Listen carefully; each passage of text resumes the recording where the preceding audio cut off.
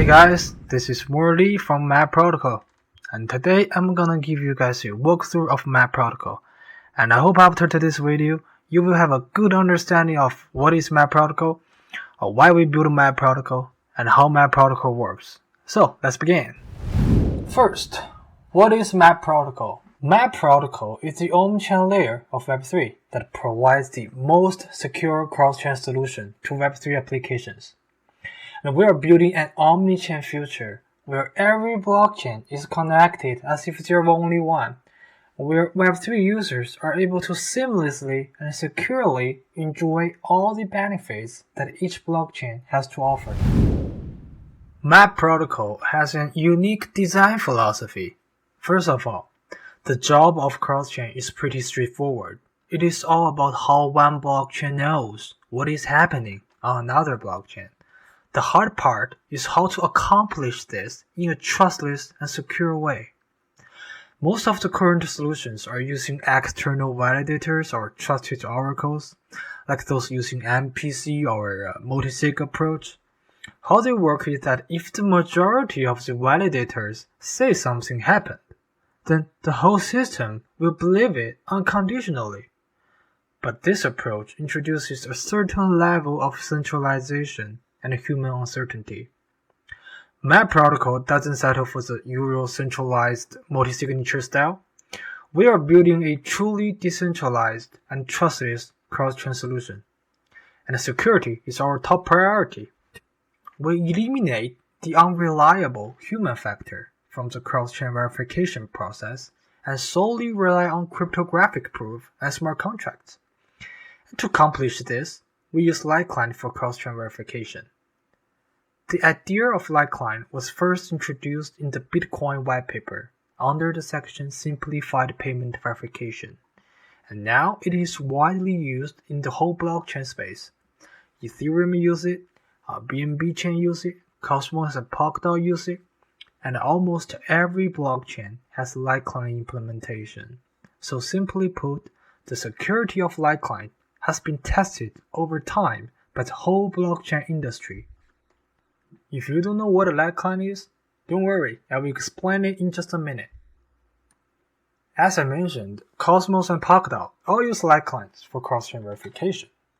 And as the industry pioneers, they have given us a lot of inspirations. But there are fundamental differences between us. Cosmos and Polkadot are created for mainnet developers. You can use their tools to create your own blockchain from scratch easily, and it will automatically connect to every blockchain within the Cosmos and Polkadot ecosystem. However, for Cosmos and Polkadot to connect to other blockchains like Ethereum, BNB chain, Arbitrum, Solana, and so on, it requires other blockchains to modify their bottom layer to adapt to Cosmos and Polkadot's underlying consensus logic, which is really hard to do. MAPO Protocol uses a different approach. First of all, we serve dev developers. We help developers to build Omnichain applications using MAPO Protocol's infrastructure and SDKs. And secondly, we proactively deploy Litecoin smart contracts on every blockchain for cross-chain interoperability. I know we have been talking about Litecoin a lot, so what exactly is a Litecoin?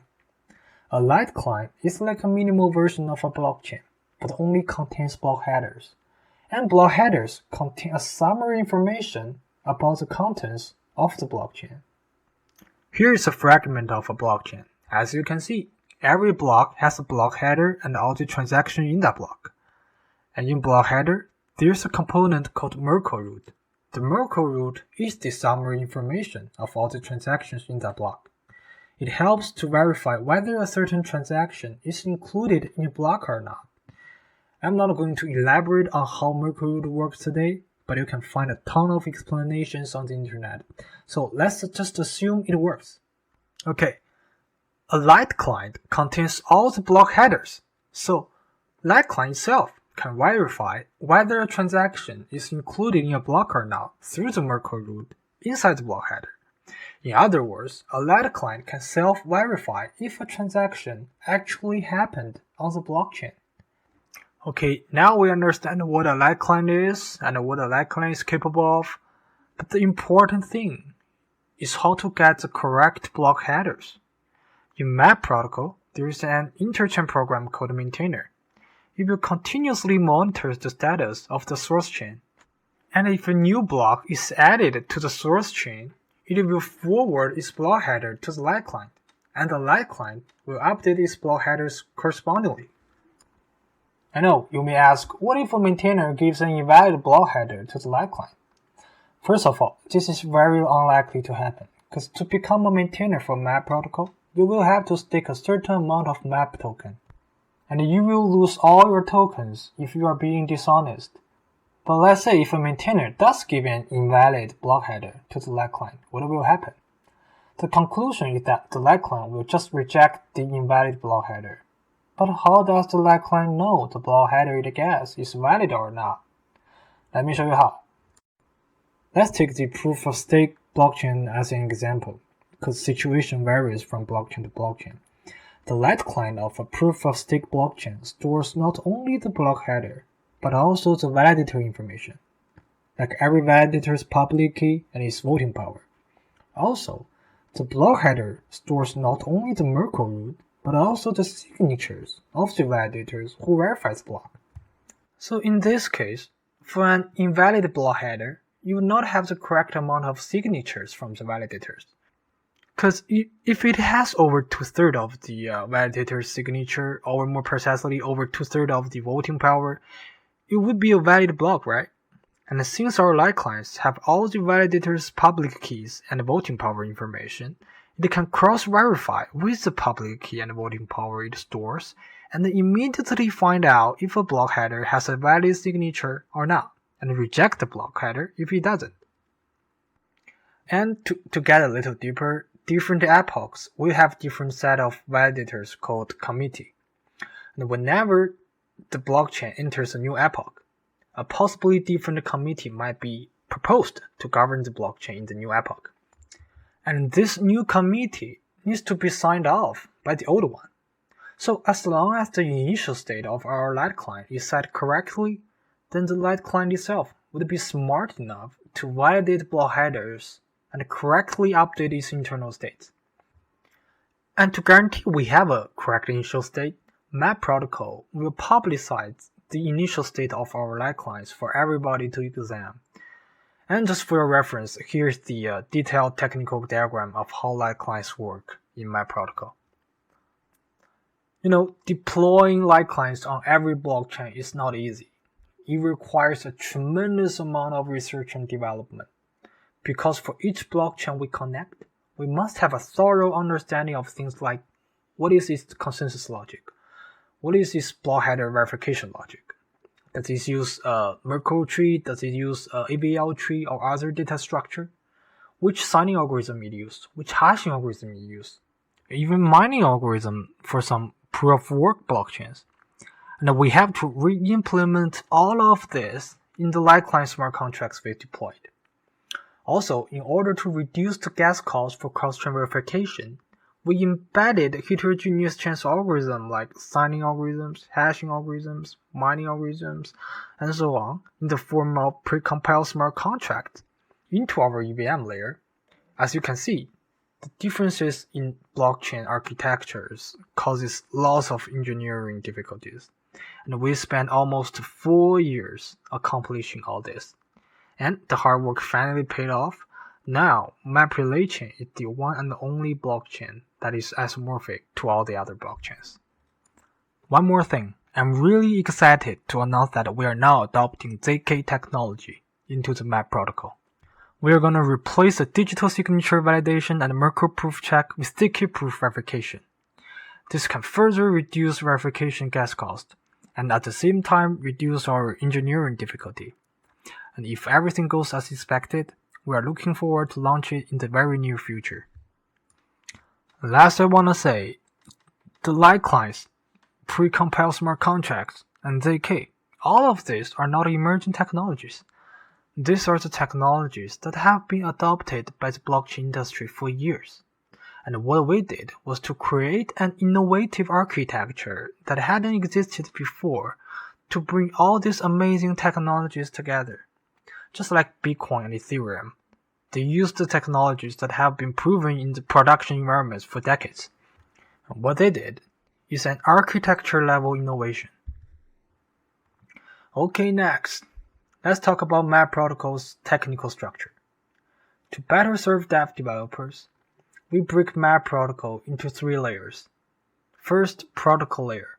This is the core of MAP protocol. It consists of MAP relay chain, which is a dedicated EVM-compatible blockchain for cross-chain interoperation, and a bunch of light clients in the form of smart contracts living on MAP relay chain, as well as connected blockchains. Also, we have an interchain program called maintainer, who updates and maintains light client status. This layer is generally where cross-chain verification happens. Next, we have MAP cross-chain service layer. We call it MCS. This is a layer where dApp developers can interact with MAP protocol. If we treat MAP protocol as Android, MCS would be Google Mobile Services. It facilitates dApp developers to build applications using the common services we provide. This layer consists of an on-chain smart contract vault that hosts on-chain assets like tokens, NFTs, and data, who hosts on-chain data, basically any form of data you want. And an interchain program messenger, who transmits messages between blockchain as well as listen to on-chain events and build on-chain proofs from the source chain. And all these components are customizable, and we will provide code templates to dApp developers for easy integration.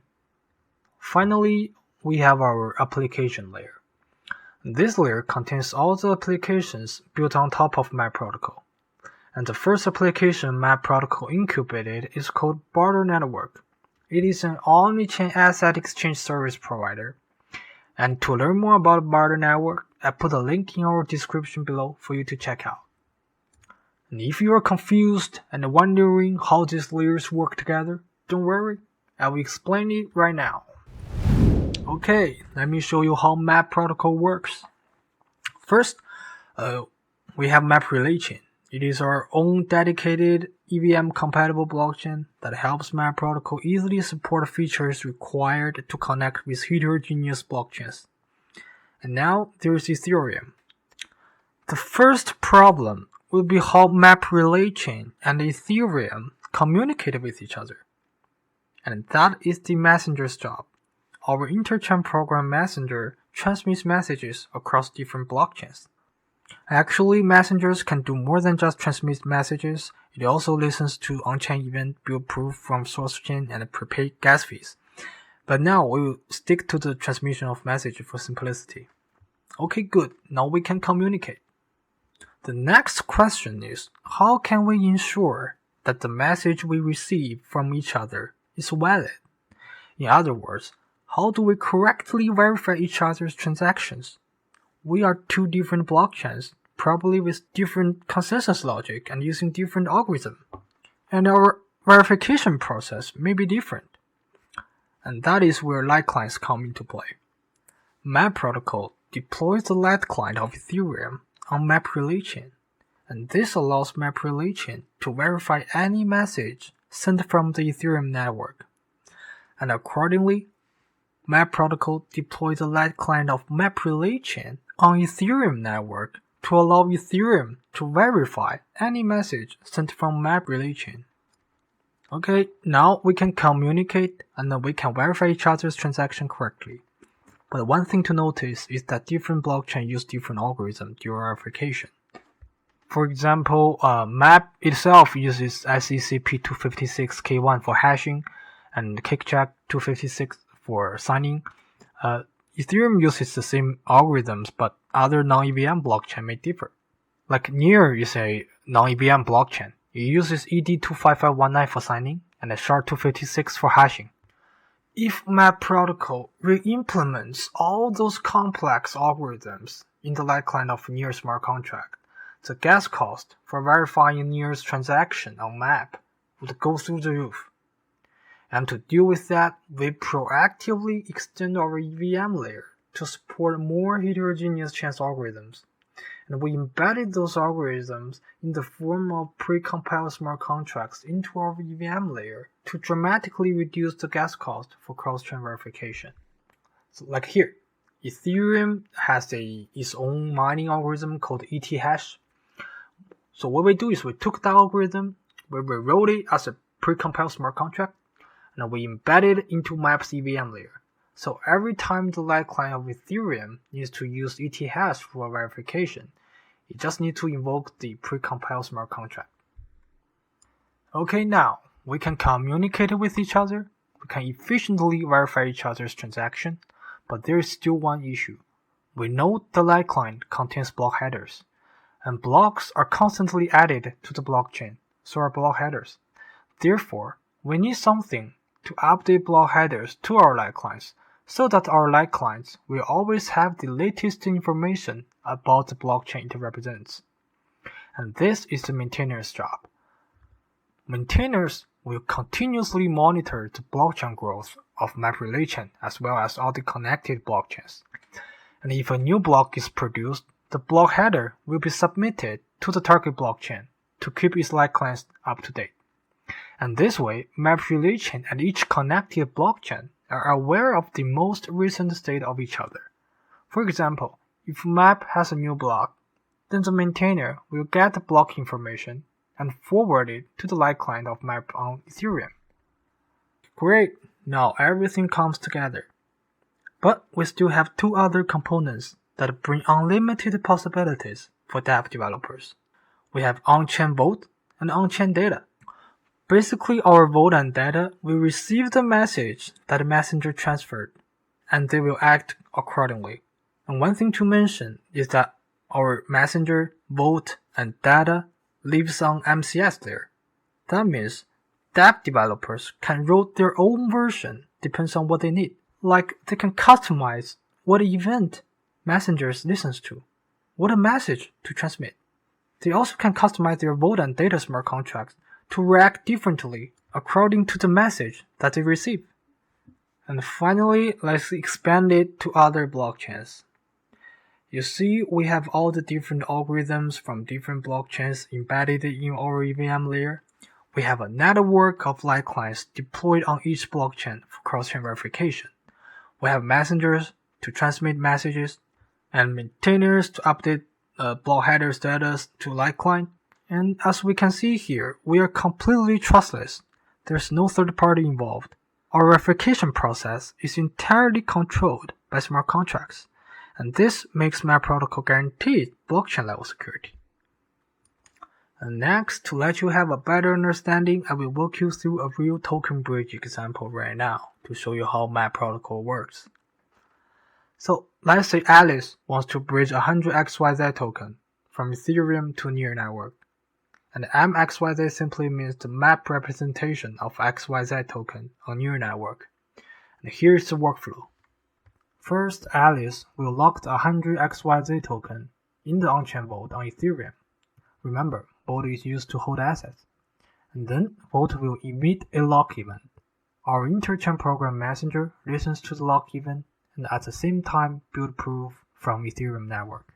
And build proof means checking the status of the transaction with the receipt tree and building a path proof of its existence. And then messenger transfers the message along with the proof to the vault on MAP relay chain. The vault on MAP relay chain receives the message and proof and verifies the proof against the light client of Ethereum on MAP relay chain. And here's one thing to mention. At the moment Alice's lock transaction becomes successful, which means there is a new block on Ethereum that contains Alice's transaction now, the interchain program maintainer will notice that there is a new block produced and it will update the block header to the light client of Ethereum.